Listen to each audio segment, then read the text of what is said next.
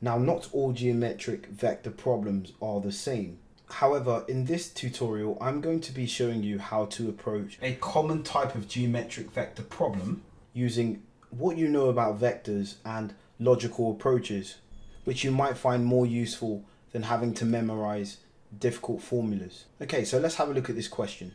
OABC is a parallelogram. P is a point where the diagonals OB and AC intersect. The vector O to A is equal to A, and the vector O to C is equal to C. And we've been asked to prove that the diagonals OB and AC bisect each other.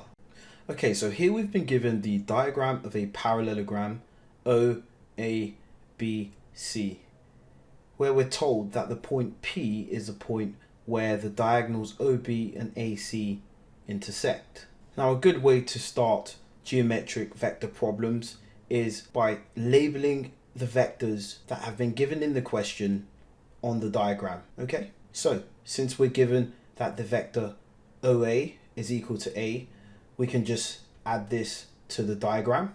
And since this shape is a parallelogram, which is a quadrilateral where opposite sides have equal length and are parallel, well, it follows that the vector C to B is also equal to A. We've also been given that the vector O to C is equal to C, so we can add this to the diagram.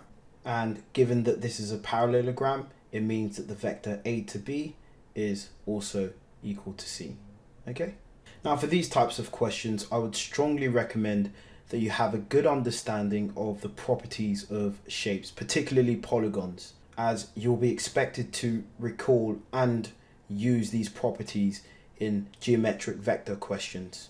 Okay, so we've been asked to prove that the diagonals OB and AC bisect each other. Now, before we go ahead and do this, it's important that we understand what the word bisect means.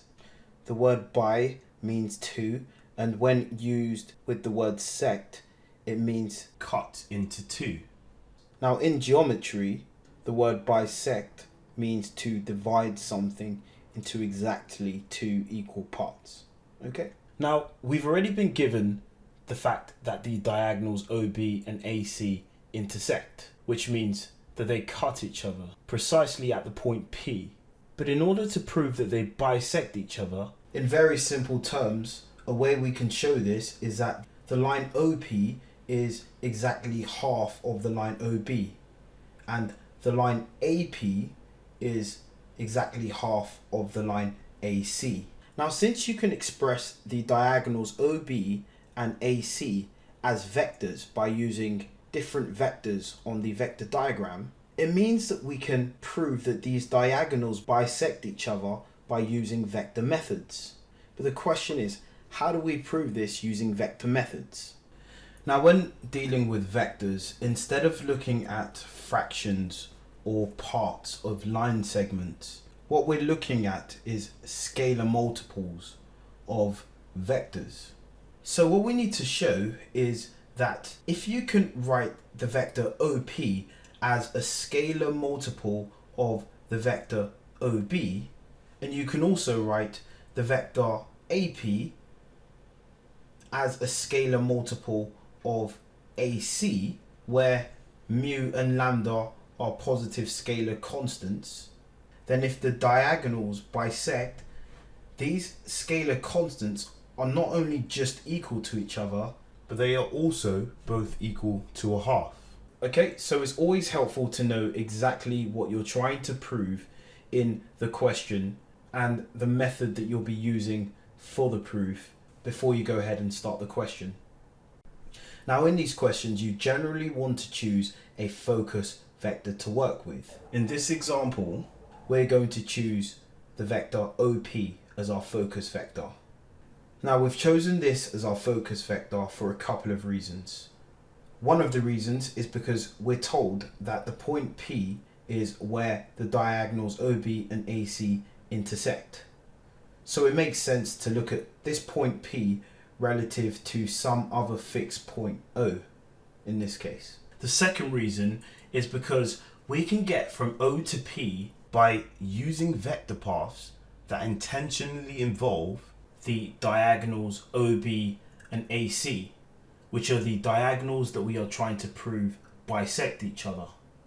Now, once you've chosen your focus vector, you generally want to try to find more than one way to express this vector, because this will generate a simultaneous equation that includes these scalars, which we can then solve to find these scalars and subsequently prove that the diagonals bisect each other.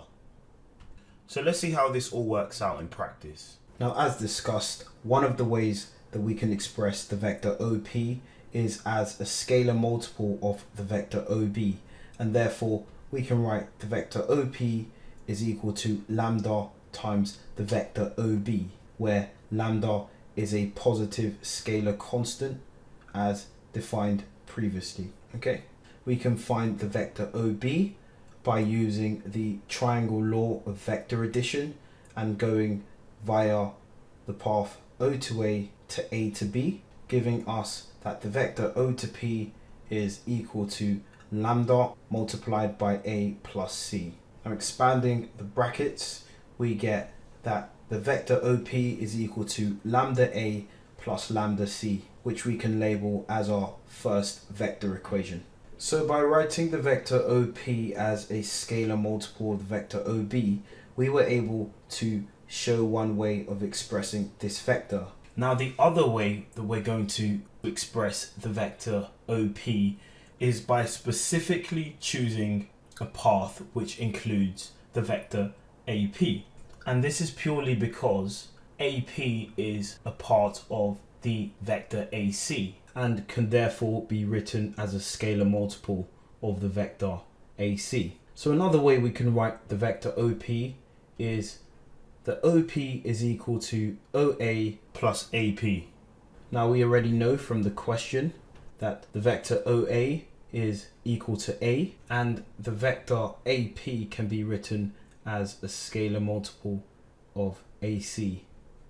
Now, notice that we've used a different scalar multiple of AC than the scalar multiple of OB.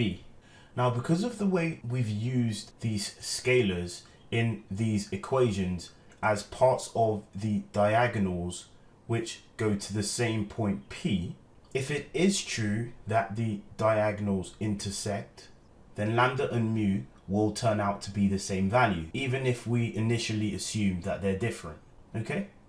Again, we can use the triangle law of vector addition to work out the vector of AC as negative A plus C, and therefore OP is equal to A plus mu times negative A plus C.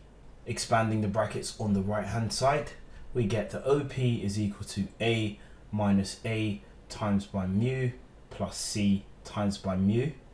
Since we have common vectors in these terms, we can factorize the right hand side to get that OP is equal to A times by 1 minus mu plus C times by mu, which we can write as our second vector equation. So we've now found two ways to express the vector OP, which means that we now have a simultaneous equation where we can solve the unknowns by equating the coefficients. So by setting equation 1 equal to equation 2, we get that lambda times A plus lambda times C is equal to A times 1 minus mu plus C times mu. By equating the coefficient of the vector A on the left and the right hand side, we get that lambda is equal to 1 minus mu. And by equating the coefficients of the vector C on the left and right hand side of this equation, we get that lambda is equal to mu. Now, from equation 4, we can sub mu for lambda in equation 3 to give us that lambda is equal to 1 minus lambda. If we add lambda to both sides of the equation, we get that 2 lambda is equal to 1. And if we divide both sides of the equation by 2, we get the lambda is equal to a half. Now, since lambda is equal to a half, from equation 4, it means that mu is also equal to a half, which is what we were trying to prove. So let's finish this proof by writing a conclusive statement. So for the vectors OP and AP, which can each be written as a scalar multiple of the vectors OB and AC respectively, since the scalar constant lambda is equal to mu and both lambda mu are equal to a half, well, this proves that the diagonals bisect each other at the point P. Okay, so as we said before, geometric vector problems aren't all the same, but after having some practice, you'll see that certain methods can be used consistently to solve the problem. For example, you first want to make it clear in your mind what you're trying to prove or solve and how you're going to try to approach it. Then based on the question, you then want to choose a focus vector and try to find more than one way of expressing that vector, which will then give you a simultaneous equation which you can then use to find the unknown scalars that may help you to solve the problem. Okay? So I certainly encourage you to try to use these approaches for different geometric problems. I hope this was somewhat useful for you. Keep up the good work and I will see you soon. If you like this video, please give us a thumbs up, leave your comments down below and subscribe to this channel so you'll be the first to know when we release our next videos.